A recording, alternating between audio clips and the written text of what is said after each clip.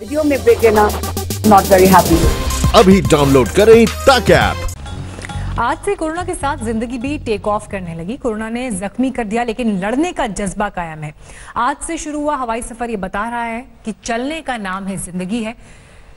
अंदाज बेशक बदल गया है, नए नियम है, कानून है, सफर का यह नया सलीका है, लेकिन फिर भी अब इसी तरह से आगे रफ्तार बढ़ेगी। दिल्ली, हैदराबाद, मुंबई, पटना, बेंगलुरु, पुणे की तस्वीरें आपके सामने। घरेलू उड़ानें आज से शुरू हुई हैं, लेकिन अब अगर ये सिलसिला आगे बेहतर तरीके से चलता है तो सरकार जरूर इस बात पर भी विचार करेगी कि आगे अंतर्राष्ट्रीय उड़ानों को लेकर क्या कदम उठाए जा सकते हैं। कोरोना के बाद बहुत कुछ बदल गया है एयरपोर्ट पर। मैं जयपुर एयरपोर्ट पर आपको दिखाना चाहूंगा कि किस तरह से यहाँ पर यात्री आ रहे हैं। देखिए, इस तरह से यहाँ पर एक सील लगाया गया है। जो सीआईएसएफ के जवान हैं वो इसके बाहर से ही आईडी चेक कर रहे हैं, टिकट चेक कर रहे हैं। इसके अलावा मैं दिखाना चाहूँगा आपको, ये कैमरा है, कैमरा वहाँ पर लगा हुआ है। जिस कैमरे में आप वो जो यात्री हैं वो खड़े होते हैं और उसकी जो तस्वीर होती है वो आपको यहाँ देखा जाता है। यहाँ एक व्यक्ति सीआईएसएफ के जो जवान होते हैं वो खड़ा होते हैं और यहाँ से वो तस्वीर इस कंप्यूटर पर देखी जाती है। इसके अलावा अब आपको हम अंदर दिखाना चाह रहे हैं किस तरह के हालात है। ये देखिए, सिटिंग अरेंजमेंट ऐसा रखा गया है कि लोग पास पास नहीं बैठे हैं, भीड़ बिल्कुल नहीं हो, इसका ध्यान रखा गया है। जिसकी फ्लाइट है वही आ सकता है।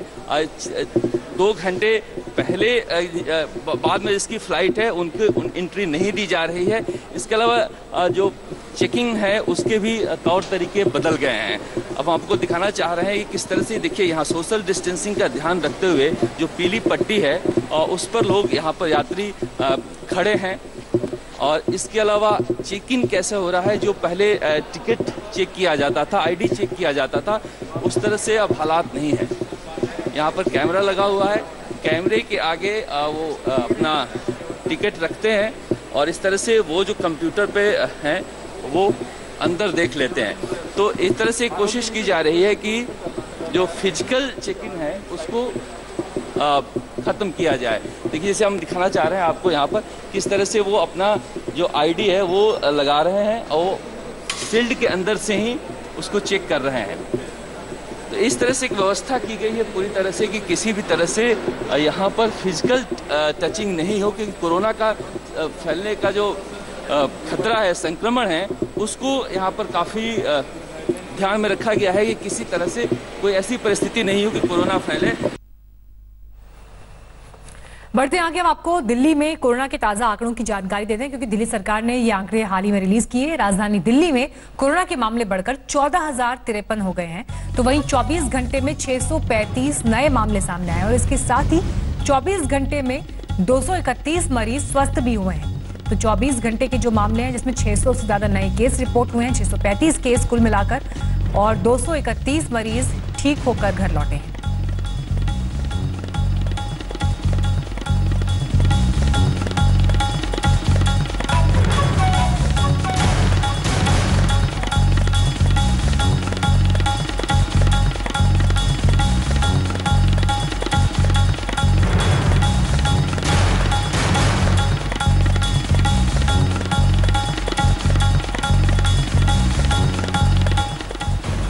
लॉकडाउन 17 तारीख को लॉकडाउन में काफ़ी ढील दी गई थी।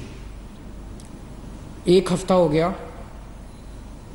आज 1 हफ्ते के बाद मैं ये कह सकता हूँ कि स्थिति नियंत्रण में है और कोई भी घबराने वाली बात नहीं है। जब लॉकडाउन में ढील दी गई थी, हमें ये उम्मीद थी कि थोड़े से केसेस में बढ़ोतरी होगी। लॉकडाउन में ढील देने के बाद थोड़ी बढ़ोतरी हुई है, लेकिन चिंता की कोई बात नहीं है। जो केसेस हो रहे हैं वो इतने गंभीर केस ना हो कि हमारा अस्पतालों का पूरा सिस्टम बैठ जाए, कोलैप्स कर जाए। अगर हमारे अस्पताल इतने मरीज आने लग गए कि हमारा अस्पताल बैठ जाएंगे, हमारे मान लीजिए बेड्स नहीं मिलेंगे, वेंटिलेटर नहीं मिलेंगे, ऑक्सीजन नहीं मिलेगी, अगर ऐसी स्थिति हो जाएगी तब चिंता का विषय होगा। दिल्ली के 117 प्राइवेट अस्पतालों में ऑर्डर जारी कर दिए कि 20% उनको अपने बेड कोरोना के लिए रखने पड़ेंगे। तो इससे प्राइवेट सेक्टर के अंदर जो प्राइवेट अस्पताल है उनके अंदर लगभग 2000 नए बेड्स आज से अवेलेबल हो गए हैं। अभी तक 677 बेड थे, अब 2000 एक्स्ट्रा बेड प्राइवेट सेक्टर में अवेलेबल है। तो प्राइवेट में अगर कोई अपना इलाज कराना चाहता है, ज़रूरी नहीं है जैसा मैंने कहा कि सरकार में 2500 बेड खाली हैं, लेकिन अगर फिर भी कोई अपना प्राइवेट में इलाज कराना चाहता है तो आज से 2000 और बेड प्राइवेट सेक्टर के अंदर अवेलेबल हो जाएंगे। देश में कोरोना के आंकड़े लगातार बढ़ते जा रहे हैं। कुल मामले बढ़कर 1,38,000 के पार पहुंच गए हैं और इसके साथ ही देश में अब तक कोरोना से 4,021 लोगों की मौत भी हुई है। देश में कोरोना से 57,721 लोग इलाज के बाद स्वस्थ हुए। तो वहीं 24 घंटे के आंकड़ों की अगर हम बात कर लें तो देश में 6,977 मामले सामने आए हैं, 154 लोगों की मौत हुई है। तो आंकड़ों को लेकर यह तस्वीर लगातार बदल रही है। 1,38,000 के पार कुल केसेस जा चुके हैं और बीते 24 घंटे में भी तेजी से केसेस बढ़े हैं।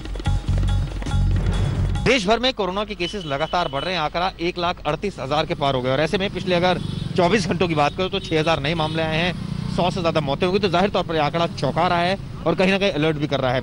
लगातार केसेस बढ़ रहे हैं। दिल्ली की अगर बात करें 13,000 से ऊपर मामले जा चुके हैं। ऐसे में तमाम सोशल डिस्टेंसिंग का पालन होना चाहिए, पुलिस इंश्योर करे। इस वक्त दिल्ली के जामा मस्जिद इलाके में मौजूद है। यहाँ पर भी आप देखिए पुलिस कोशिश कर रही है लगातार, खुद SHO मौजूद है यहाँ पर। कोशिश यही करी जा रही है कि लोग सोशल डिस्टेंसिंग का पालन करें। ईद का भी समय है, ऐसे में लोगों ने घरों में ही नमाज अदा की। तो ये तमाम चीजें देखने को मिल रही। लेकिन जहां तक कोरोना के केसेस है, ऐसे में अभी जो एक्सपर्ट्स का मानना है कि केसेस और बढ़ेंगे, तो ऐसे में ज्यादा एहतियात बरतने की जरूरत है मई में, जून में, क्योंकि केसेस जो है अब लगातार बढ़ रहे हैं। कई जगह ऐसे केसेस देखे गए हैं जो 20-20 केसेस एक पर्टिकुलर एरिया से है। तो ऐसे में ये भी माना जा रहा है कि दिल्ली सरकार आने वाले दिनों में जो एक तरह से कहा जाए हॉटस्पॉट की जो संख्या है वो भी बढ़ा सकती है, क्योंकि जो नंबर ऑफ केसेस है कई इलाकों से ज्यादा आ रहे हैं। तो एहतियात बरतने की जरूरत है। जितना हो सके प्रॉपर सैनिटाइजर का इस्तेमाल करें, बाहर अगर निकल रहे हैं तो मास्क लगा के रखें। ये तमाम ऐसी चीजें हैं जो प्रिकॉशंस बरतने की खास जरूरत है। कैमरामैन आलोक दास के साथ चिराग गुट, दिल्ली आज तक। विमानों की उड़ान से जिंदगी को रफ्तार मिली, लेकिन कोरोना की तेजी भी बनी हुई है। महाराष्ट्र में कोरोना के मामले 50,000 पार कर गए हैं और मुंबई का हाल बेहाल है। उद्धव ठाकरे के एक और मंत्री कोरोना की चपेट में आ गए हैं। मुंबई पुलिस में भी वायरस ने सेंधमारी की। मुंबई में कोरोना की बढ़ती रफ्तार अब और डराने लगी है। आर्थिक राजधानी में न सिर्फ लगातार कोरोना मरीजों की संख्या बढ़ रही है, बल्कि इसका दायरा भी फैलता जा रहा है। क्या आम और क्या खास, कोई इससे महफूज नहीं है। ठाकरे कैबिनेट तक कोरोना की घुसपैठ तो पहले ही हो चुकी थी। अब महाराष्ट्र के एक और मंत्री कोरोना वायरस की चपेट में आ गए। नांदेड़ में वरिष्ठ मंत्री का कोरोना टेस्ट पॉजिटिव निकला। इससे पहले जितेंद्र आव्हाड भी कोरोना की जद में आए थे, लेकिन वो इस जंग में कोरोना को मात दे चुके हैं। मंत्री ही नहीं, संतरी भी इस महामारी से जूझ रहे हैं। इन 24 घंटे में 87 पुलिस वाले पॉजिटिव निकले। इसके साथ ही मुंबई पुलिस में कोरोना संक्रमितों की संख्या 1758 तक जा पहुंची, जिनमें 183 पुलिस अधिकारी हैं। मुंबई पुलिस की आप बात करें तो मुंबई पुलिस में भी जो संक्रमण है पुलिस में वो काफी ज्यादा था। एक पुलिस स्टेशन JJ मार्ग पुलिस स्टेशन से ही 46 लोग पॉजिटिव पाए गए थे, जिसमें से 23 पुलिसमैन डिस्चार्ज होकर अपनी ड्यूटी रेज्यूम कर चुके हैं। 24 घंटे में करीब 1800 कोरोना के नए मरीज जुड़ गए। ये दिन का सबसे बड़ा आंकड़ा है। 24 घंटे में कोरोना ने 39 लोगों की जान भी ले ली। मुंबई में अब कोरोना के कुल मामले 30,000 के पार पहुंच गए, जबकि मरने वालों की कुल संख्या 988 हो गई। महाराष्ट्र में अब भी कोरोना का मीटर टॉप पर है। यहाँ अब कुल मामले 50,000 को पार कर गए। एक दिन में 3,000 से ज्यादा केस निकल आए। हालांकि मुख्यमंत्री उद्धव ठाकरे मानते हैं कि महाराष्ट्र में अनुमान से कम लोग कोरोना से संक्रमित हुए हैं। आज 23 तारखेला काय स्थिती, म्हणजे मी म्हणून ते 1.25 ते 1.5 लाख का म्हटलं की 1.5 लाख जर मे अखेरीला होणार असतील तर आज 1.25 लाख व्हायला हवे। 1.25 लाख म्हटल्यानंतर आज मी मुद्दामून काही कागद घेऊनच बसलेलो आहे। आज आपल्या महाराष्ट्रामध्ये 33,786 या पॉझिटिव्ह केसेस आहेत। 13,404 हे रुग्ण बरे होऊन घरी गेलेले आहेत। 13,000 के आसपास। महाराष्ट्र में कोरोना के आधे से ज्यादा मामले मुंबई से हैं। और यहाँ जिस रफ्तार से ये महामारी फैल रही है, उसके बाद आशंका ये जताई जा रही है कि कहीं ऐसा ना हो कि मुंबई कोरोना से सबसे ज्यादा मरीजों वाला महानगर बन जाए। साहिल जोशी और विद्या के साथ सौरभ वक्तानिया, मुंबई आज तक।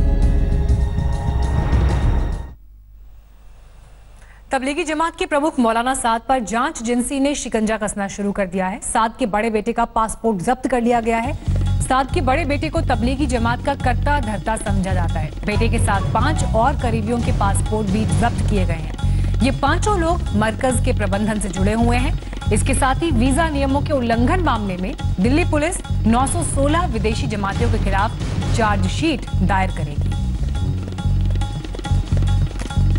मरकज को लेकर दिल्ली पुलिस की क्राइम ब्रांच की इन्वेस्टिगेशन लगातार आगे बढ़ रही है। अब इस मामले में 5 जो बिल्कुल खास लोग थे मौलाना साहब के, उनके पासपोर्ट भी जब्त किए गए हैं, अन्य दस्तावेज जब्त किए गए। साथ साथ जो 919 जो जमाती थे उनसे भी जो है वो पूछताछ जो है हो चुकी है और जल्दी चार्जशीट इसमें दाखिल होगी, ऐसी जानकारी क्राइम ब्रांच के अधिकारी दे रहे हैं। साथ साथ इस पूरे मामले में उन पर दरअसल वीजा नियमों के उल्लंघन का आरोप है। जो विदेशी जमाती थे, 67 देशों के वो लोग थे। बहरहाल पुलिस का कहना है कि चूंकि मरकज से इन्वेस्टिगेशन की जा रही है, ऐसे में जो लेटेस्ट डेवलपमेंट है कि जो उनके करीबी है मौलाना साद के, उनके पासपोर्ट जब्त किए गए ताकि इस मामले में वो ऐसा ना हो कि वो ट्रेवल जो है वो कर लें या देश छोड़ के चले जाएं। तमाम ऐसी जानकारियां जो क्राइम ब्रांच के अधिकारी जुटा रहे हैं। साथ साथ पूरा इस मामले में कई बार नोटिस भी दिया जा चुका है मौलाना साद को, लेकिन उसने इन्वेस्टिगेशन ज्वाइन नहीं करी है। अब जो है इस मामले में जांच जो है आगे बढ़ेगी, क्योंकि अब क्राइम ब्रांच का कहना है कि इस पूरे मामले में कुछ सबूत भी उनके पास आए हैं, बैंक डिटेल्स जो है वो भी उन्होंने खंगाली है। इसके अलावा क्या वाकई हवाला का कनेक्शन था, इन तमाम पहलुओं से भी जांच पूरे मामले की जा रही है। ये दिल्ली पुलिस का कहना है कि दरअसल इस पूरे मामले में कुछ क्रूशियल एविडेंस भी उनके पास आए हैं, जिसके आधार पर इन्वेस्टिगेशन की जा रही है। यानी जल्द ही इस मामले में गिरफ्तारियां भी हो सकती है। कुछ लोगों को जिस तरह से पासपोर्ट जब्त किए गए हैं, तमाम जो लोग उस वक्त मौजूद थे, उन तमाम लोगों से क्राइम ब्रांच की टीम जो है वो डिटेल्ड कुछ लोगों से कर चुकी है और कुछ लोगों से आने वाले दिनों में भी जांच करेगी। कैमरामैन आलोक दास के साथ चिराग गोठी, दिल्ली आज तक। और अब बात चढ़ते पारे की। मौसम विभाग ने आज और कल भीषण गर्मी की चेतावनी जारी की है। राजधानी दिल्ली में आज अधिकतम तापमान 45 डिग्री रहेगा। गर्मी बढ़ेगी और पारा 46 तक जा पहुंचेगा। राजस्थान के रेगिस्तानी इलाकों का हाल इस वक्त और बुरा है। पारा लगातार वहां पर चढ़ता हुआ और गर्मी की मार ऐसी कि मौसम विभाग भी अभी अपने अनुमान में ये कह रहा है कि आने वाले कुछ और दिन भी अभी यूं ही बने रहेंगे। नमस्कार, मैं हूं अंजना ओम कश्यप। हमें उम्मीद है ये वीडियो आपको पसंद आया होगा। लेटेस्ट खबरों के लिए यूं ही देखते रहिए आज तक और इस वीडियो के पसंद आने पर लाइक, शेयर एंड सब्सक्राइब करना ना भूलें।